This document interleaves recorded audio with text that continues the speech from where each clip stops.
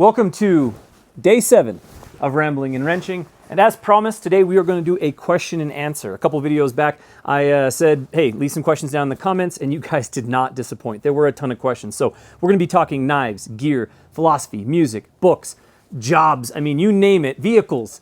We're going to be talking about it. It should be a really good time. And while we're doing it, I'm going to be working on a little art project. So over on the Patreon, I have an option where you can actually get your name or your logo put on my coveralls that I'm wearing in most of the videos. I'm finding that I'm not going to be able to wear them in all, but I'll be wearing them as much as I possibly can. And if you haven't checked out the Patreon, there's some cool options over there if you want to be able to support the channel. So for $5, we got the Wild Penny. This is something that I hand make myself.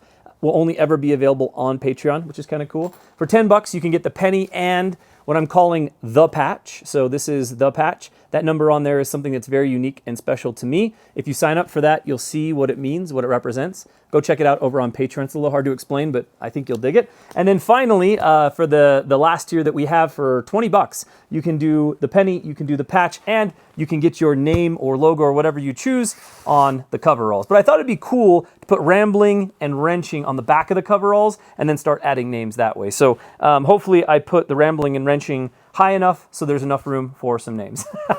But we're going to get cooking on some questions. And there were 2 questions that I got asked the most. And the first is, when is the Over Yonder going to be available? And unfortunately, I do not currently have an answer for that. I know that it is coming soon.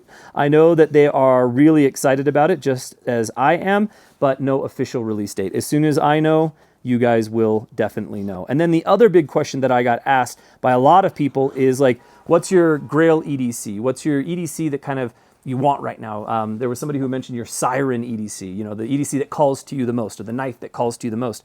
And honestly, right now, I don't have anything like that right now. There's nothing right now that I'm like, oh, I really want that, or I really need to get that. So I would love to hear what your guys's are, because your guys's suggestions down in the comments might help me to, you know, find something I haven't seen before and get a little extra excited about it, which would be kind of cool. Now, for putting the Rambling and Wrenching on the coveralls, I'm literally just going to use a Sharpie and then put a little bit of spray clear coat on it. I've done it in the past. When I was a kid, I used to do Sharpie shirts all the time, and they work pretty well, especially considering we're only washing these things when they get smelling so bad, it would be impolite to wear them in public. So I think it'll last for the 30 days that we're running them. So username DavidQuema23 asked me what I think the most commonly missed EDC item is. Specifically, he asked, what's the one piece of gear you see people forget to carry and eventually used most often? And I think the answer for that is a flathead screwdriver. And the reason that I say that is you can use a flathead screwdriver for prying and you can use it for driving, which are 2 really important functions for me for EDC. But hanging out with a lot of guys that carry knives and hanging out with guys that carry gear, I feel like that's the thing that I get asked for the most is a screwdriver. Now, the reason I say flathead is, again, you can use it for prying or driving.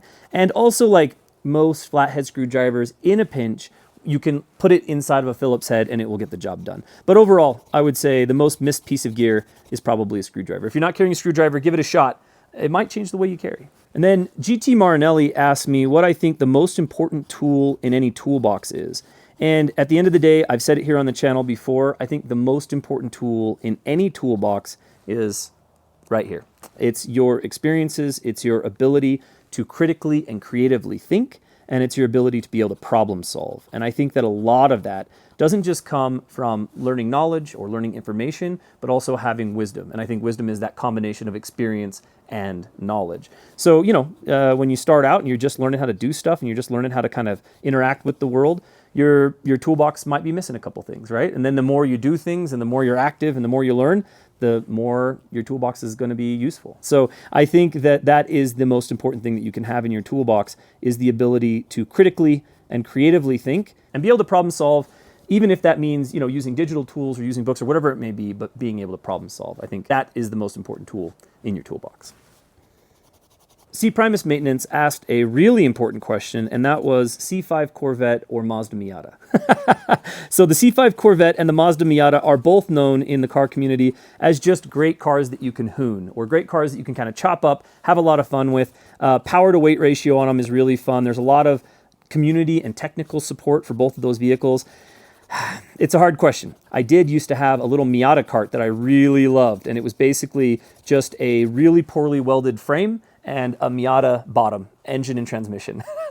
It was so light. The thing, you could just flick it around, drift it all day. It was a ton of fun. However, if I was going to make a suggestion to somebody else on which one to get, I'd probably say the C5 Corvette. A little bit easier to work on, a little bit easier to get parts at your like local O'Reilly's or AutoZone. But again, really hard to go wrong in either direction. So for myself, Mazda Miata. If I was going to make a suggestion to somebody else that I didn't know what their level of, mechanical knowledge was, I'd probably say C5 Corvette.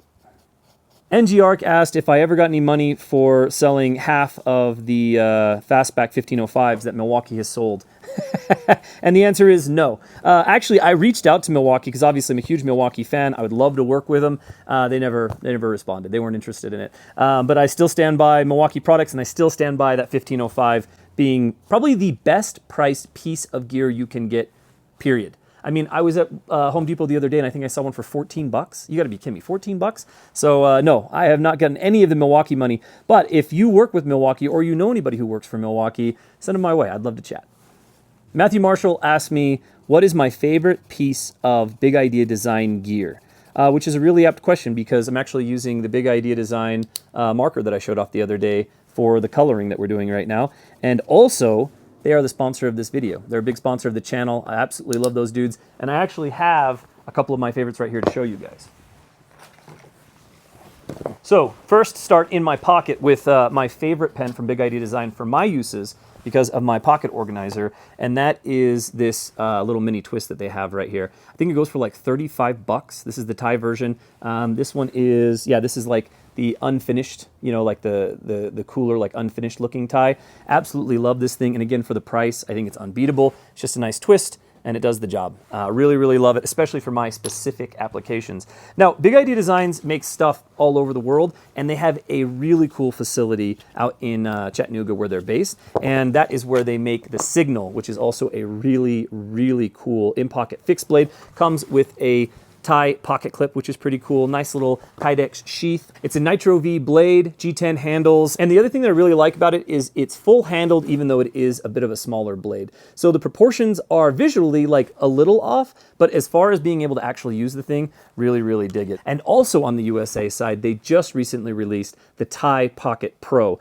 This is another one of my favorite pens from Big Idea Design. The only reason that I don't carry this size in my wallet is because of the clip. Just makes it kind of hard to get in and out of the wallet. In pocket, works absolutely great, but similar concept, just twists to use and takes a ton of different inserts, and all of the stuff has a lifetime warranty. So thank you, Big Idea Designs, for sponsoring the channel. And the great part is they're a sponsor of the channel, and that was a legitimate question off of a YouTube comment.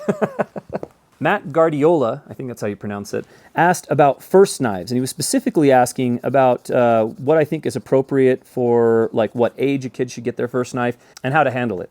And for my own kid, I gave her her first knife when she was 5 years old. It was a small lockback buck knife, and what we did is we went in the back.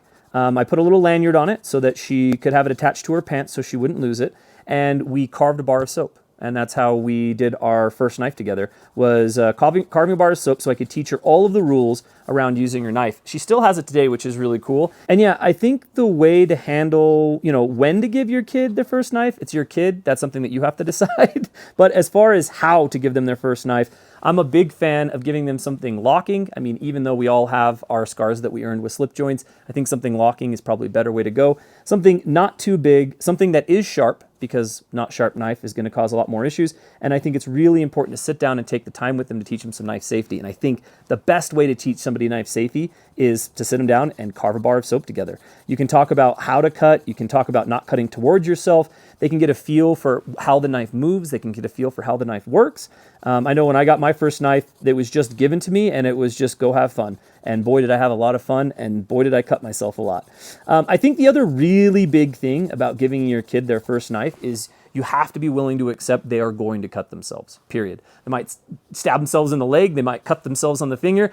You have to just accept it's going to happen, and that's another big thing, just as a parent, being okay with that. So not only is your kid ready for them to have their first knife, but are you ready for your kid to have their first knife? Another question that I got asked a lot was around music. I talked about how as part of my pack-out system, I've got a pack-out radio that's part of the system, which, you know, is a little silly, admittedly, just because they're kind of expensive. I did save up for it, but not silly because I really like to have music. And there were questions around playlists. There were questions about what I listen to while I'm in the shop. And really, it just depends on where I'm at. I have a very eclectic music taste.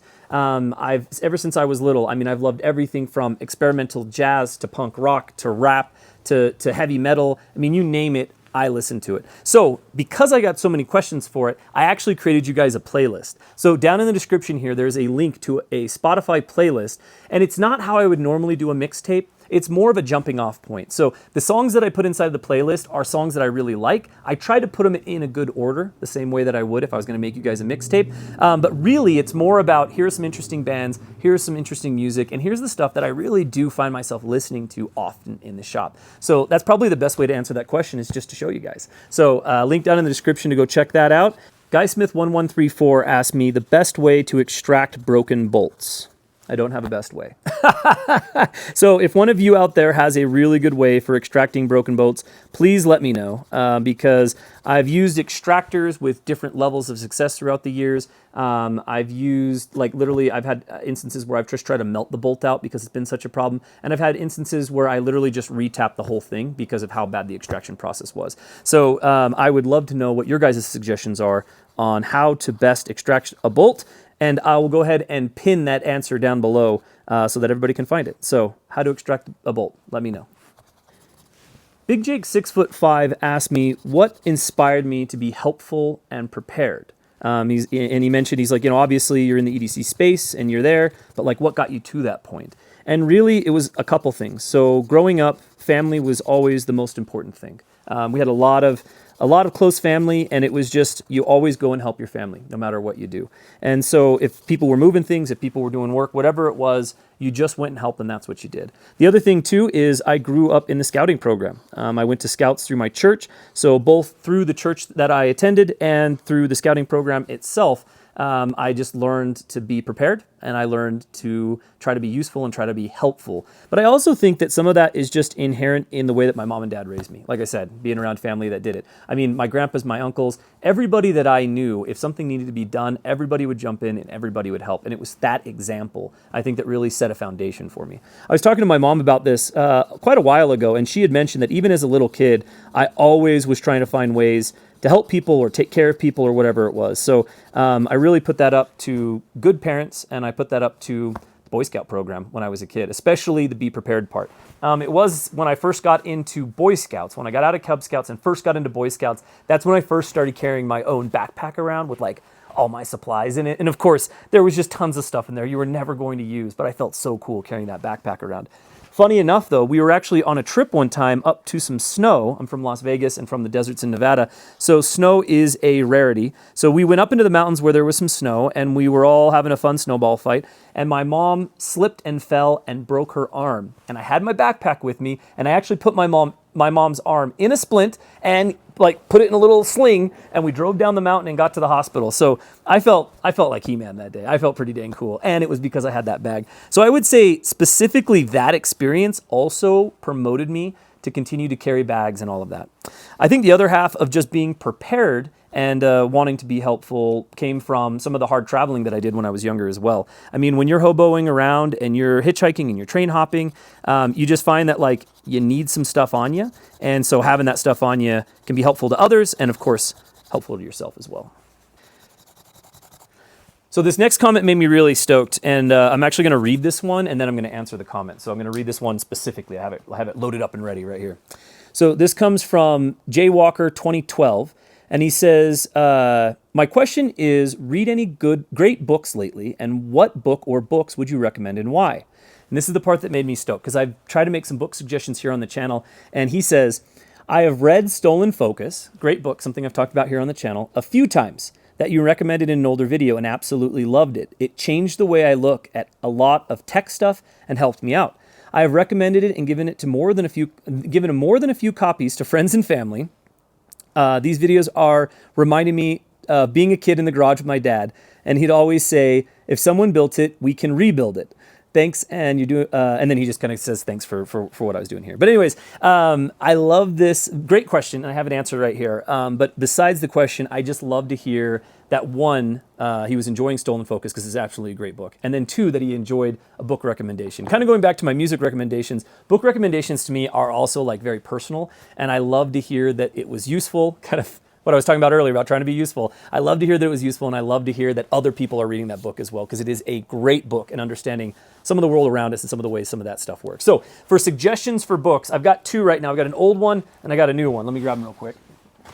So I have books that I like to read in seasons. I don't know why. Maybe that's the first time that I read those books, but there are certain books that I just love to read during certain seasons. And one book that I love to read in the fall, winter time is Ernest Hemingway's A Movable Feast. This is a stone cold classic. There's nothing new, nothing too exciting here. There's a good chance that a lot of you out here have read it. This is Hemingway's time in Paris in the 20s, and it is just absolutely amazing. When I did have the very awesome opportunity to go to Paris, I actually went to the bookstore that he talks about in here. It's still around. I went to the bookstore he talked about in here and just kind of sat there, and I was like, man, Hemingway could have sat here. So yeah, A Movable Feast, absolutely great read any time of the year, but specifically in the fall and winter. Really, really love that thing. And then another book, this is brand new. I'm making this recommendation. I haven't finished it. I've just kind of went through it. This is The Anarchist Tool Chest, which is kind of interesting. So this is written by a carpenter who uses traditional hand tools. And in the book, it walks you through how to build a tool chest for your tools. And it talks about what tools to put in that tool chest. So basically, at the end of the day, it's like a forever be prepared kit of hand tools and a chest to keep those hand tools in so that you can just make the world work. You can kind of build anything with the recommendations that he's made. So like I said, I'm making this recommendation a little fresh. I'm still working through this thing, but I have really enjoyed the bit that I've skimmed through. Now, anarchist, right? It's kind of a weird word, but he actually has a reason why he used the word anarchist in here. So let me read you that section real quick. The author defines anarchy using a quote from another author. And so from Eunice Minette Schuster, states in his book, Native American Anarchism, the American aesthetic anarchy is, quote, the isolation of the individual, his right to his own tools, his mind, his body, and to the products of his labor. And then the author goes on to say, it's a desire to work for yourself and to run in social and economic circles made up of other individual artisans. So it's not, burn the world down type anarchy. It's just a word he's using to describe it. And like I said, it's a bit of a fresh recommendation. I'm not all the way through it, but I have really been enjoying it. I think it's really interesting. And it's one of those rare instances of philosophy and practical knowledge coming together, which is pretty fun.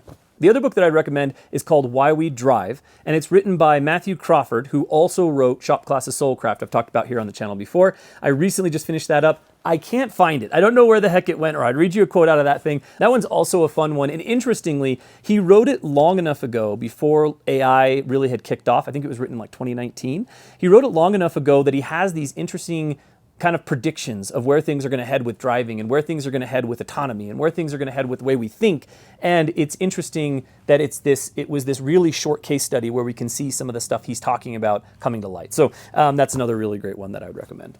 And if you dig book recommendations, I will almost for sure be having a book video going up really soon talking about a couple books that I really like. So there were a handful of other questions around books, and I think that video will probably answer those questions.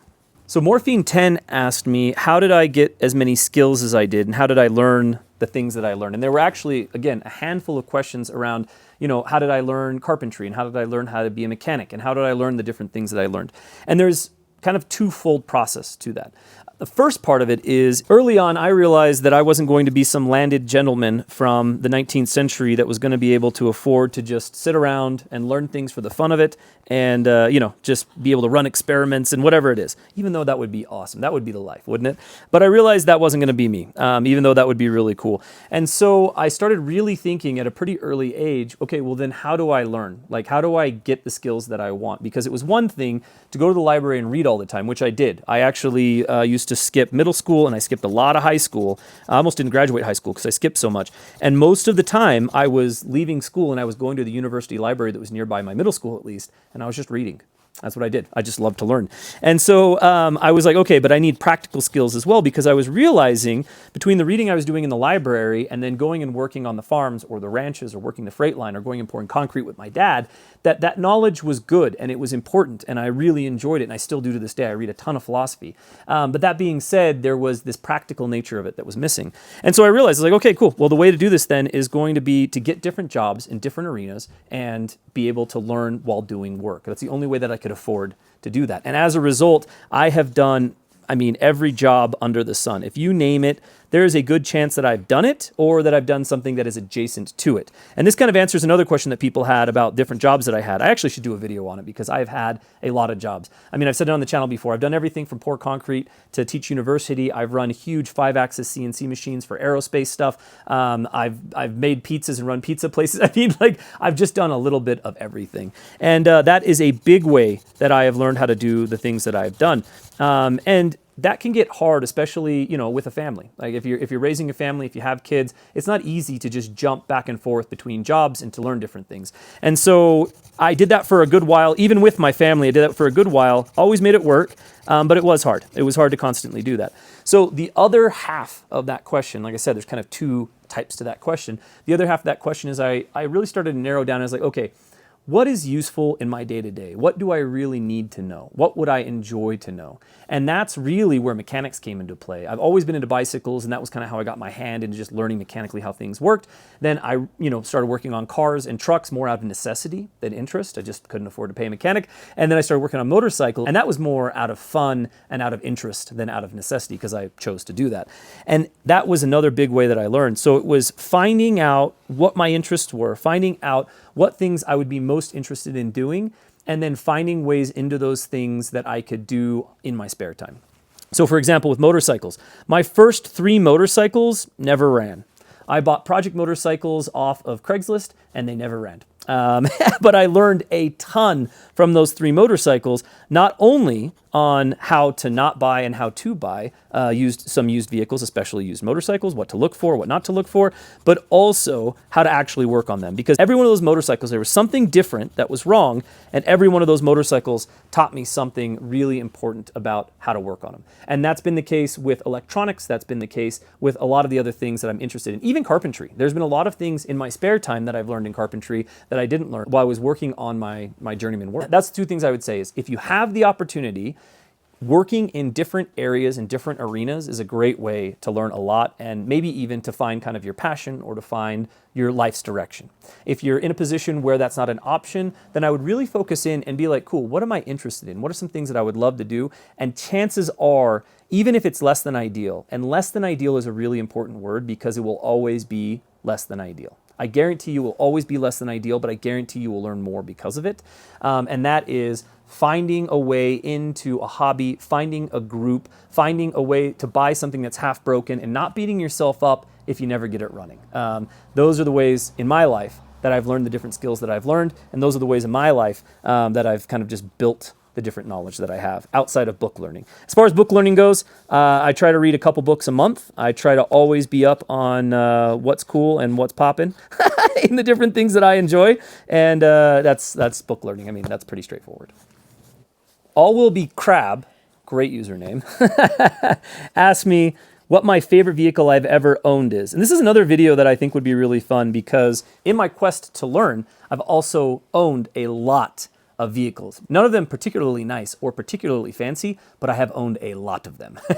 And so I've had a lot of experience with different vehicles. And I would say my favorite vehicle that I've ever owned is one that I currently own and you guys have seen a little bit of, and that is my Honda Element. The Honda Element, for me personally, it checks all of the boxes. First box to check is they're affordable to buy. So number one, it's affordable because there are so many vehicles that are just not affordable to buy anymore. Secondly, it has a great community of people around it that are really excited about it, and it still has a lot of available parts and a lot of available community knowledge on top of regular knowledge. So that's another really important thing for me when it comes to a vehicle.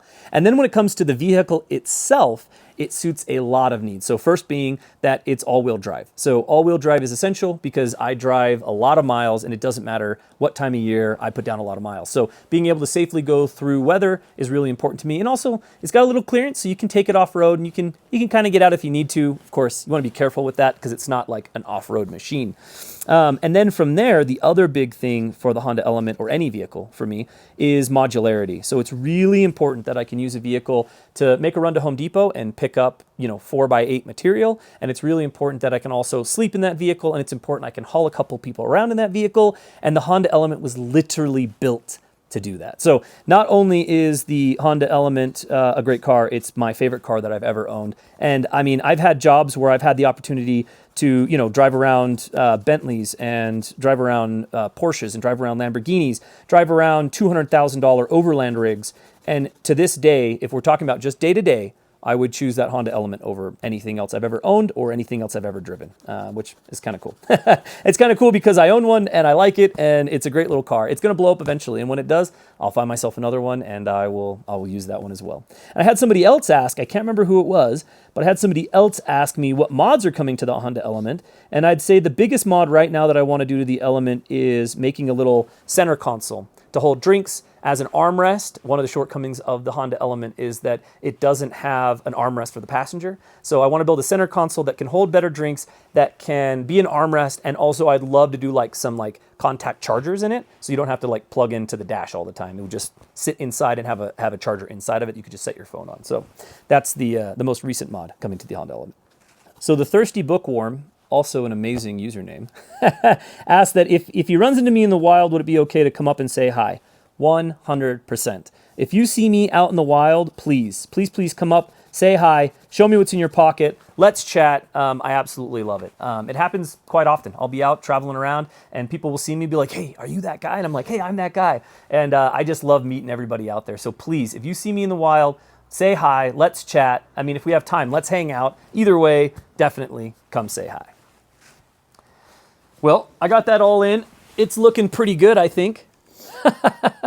I'm pretty stoked on that. Like I said, I will I'll grab a little bit of clear coat and just barely hit that with a little bit of clear coat, and that'll lock that in a little bit. I'm probably only going to wash this thing 3 or 4 times during the time we're using it because I don't want to wash off all of the beautiful patina we're putting on it. But like I said, I got to make sure that I smell like a human, or I guess that I don't smell too much like a human and be stinky around other people because that's kind of rude. But let's answer just a few more questions before we call it a day. There were a handful of questions that were asking things that I wish I knew or some of the best advice that I ever got. And there were 2 questions, I think, specifically that really captured that. And the first was literally, what was the best piece of advice you ever got? And I think the best piece of advice I ever got was from my dad. And that's saying a lot because my dad was a really hard worker, but he wasn't known to pull you aside and kind of have a chat with you, to kind of share knowledge with you. I mean, basically learned he's yelling at you or he was throwing a tool at you. That's how you learned. My dad's a really great dude. I love my dad, but that was just the facts of things. And I remember it stuck out because it was so different. When I was 11 or 12, my dad pulled me aside and he shared this piece of advice to me that I've done my best in my life to live. And that was, be careful about the things you put in your mind. Be careful about the things that you consume. Be careful about the images you consume, about the words you consume, about the people that you spend your time with, because those are the things that are going to make you who you are. And he didn't say it exactly like that, but that's kind of the best interpretation I can give you. But it was a really, really solid piece of advice. And you got to remember that he gave me this before the internet, really, before any of that stuff. I mean, he gave me this before we had a computer in our home, any of that. It was literally just life advice that he had. And the reason he told me, he says, if you fill your mind with garbage, or if you fill your mind with bad images or bad things or bad words or whatever it may be, those are going to be the things that flood your mind when you're having quiet time. Those are going to be the things that flood your mind and distract you when you're in sacred spaces. And sacred spaces, that can mean the forest, that can mean a church, that can mean, right? That could mean your home with your family, whatever a sacred space means to you. And it's interesting because as I've gotten older, I understand that advice more and more about the importance of protecting your space, of protecting your time, and of protecting the thoughts that go through your mind. And so I think that's probably the best single piece of advice I've ever gotten. I've got a lot of great advice, but that's probably the best piece of advice I've ever gotten.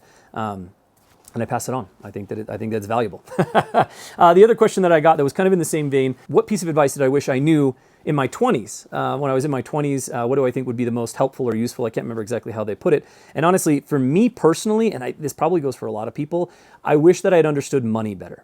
And what I mean by that is I wish that I'd understood how to save. I wish that I'd understood how to invest. I wish that I would have understood what money was and how it worked, and also that money wasn't a bad thing. And I never thought money necessarily was a bad thing, but when you come from a working class family, when people start to get money or when people start to come up, it's almost like they're betraying or that they're forgetting or that they're leaving behind these things that are really important. And to this day, like I don't have really any money at all. I'm a little better off than my family was when I was a kid. But in my 20s, this is something that I wish I had known. I wish I would have understood principles around saving. I wish I would have understood debt. I wish I would have understood how credit worked. All of those things in my 20s because I didn't learn them until my 30s. So it doesn't matter what age you are. Those are very, very important things to learn. They're things that I'm still learning to this day. I mean, I barely know how to do anything around the idea of investing, and I don't have the money to do it. So do what you can with what you have, of course. But I think in my 20s, that's probably something I would have really loved to know. So I think we'll finish this thing up with 2 questions. One of them, I'm going to take you inside of my library study area and I'm going to show you my music setup. I got a lot of questions about my music setup, which is kind of funny because it's nothing special. But apparently there's a couple audio files in the comments and I heard it enough that I'm like, cool, I'll show it off. So I'll show you guys kind of what my music setup is, and the audio files in the comment section can make fun of me for it. The final real question comes from Wessisims, and he says, how do I live intentionally? Consumerism and social media are eating up my life. And I think that that's something that a lot of us are dealing with. And I think that there are universal answers for some of this, and I think that there are individualized answers for some of this. And it really is a bigger question than I can answer as a final question in what is already a long video. But what I will say is that there's some things to consider and some things to remember. And there's a quote that my buddy Jamie got from somewhere, and I know that I'm saying it wrong, but it basically is, willpower is for losers.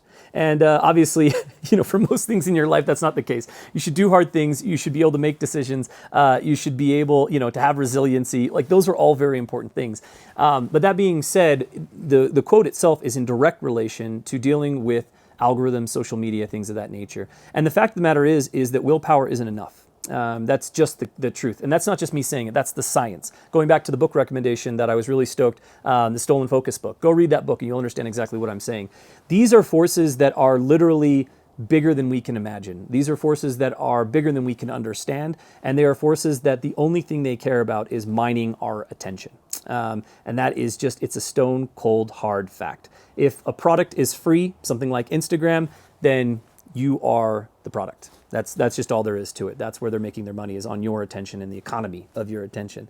And so I think that 1, remembering that willpower isn't enough is the universal answer. And then 2, I think that the individualized answer is finding what works for you on being able to manage those things. And I think that when we're talking about consumerism and social media, I think those things go in hand a lot. So I think that if you are able to curb your social media intake, you're probably going to be curbing your consumer intake or output or whatever you might want to call it as well.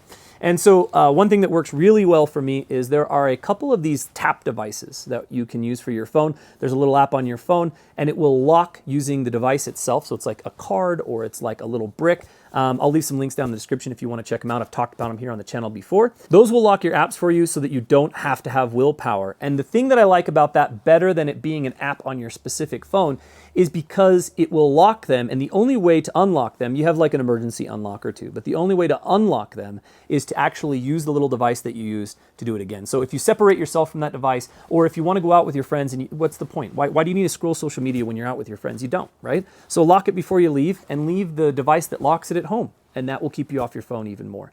The other thing that I would recommend, and I think that this, again, individual, but I think this could work as well, if you don't have work on social media, take social media off your phone. Like, how social is social media? Are you really engaging and interacting with friends and people that you know and things that you want to do? Or are you just being fed, posts from The Rock and Kim Kardashian and whatever other ads or bullcrap they try to push on you regularly? If you go through your Instagram feed right now and you start scrolling, I think you would be really surprised at how many of those accounts you really follow and how many of them you don't, because it's kind of crazy. And I think the same goes for a lot of different apps as well. So if that's the case and you want to just remove social media from your phone, but you don't want to miss out on certain things, have a second phone or have an iPad or something like that at the house that has social media on it.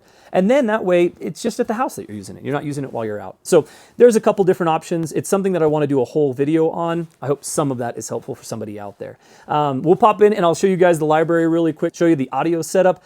This video has been way longer than I anticipated. I hope that you enjoyed it. I will do my best to go in and answer any other questions in that thread that we started that I didn't answer here. We'll see you tomorrow. All right, as promised, here's my my current setup. I actually just recently got a new receiver, but I've got this Sherwood kind of big receiver there. I've got that Onkoi CD player. I've got this realistic AM/FM tuner with the cassette player. I do play cassettes and I do make cassettes. And then up top, I've got my Audio-Technica turntable. This came from a thrift store. This came from a thrift store. This came from a thrift store. This was a gift from a friend because my thrift store record player went out. And then these speakers came from a thrift store. So there it is there. There's all my records down there, records, tapes, and CDs, things of that nature. That's not all of them, but that's most of them. That's what I keep here in this room. And yeah, there you go.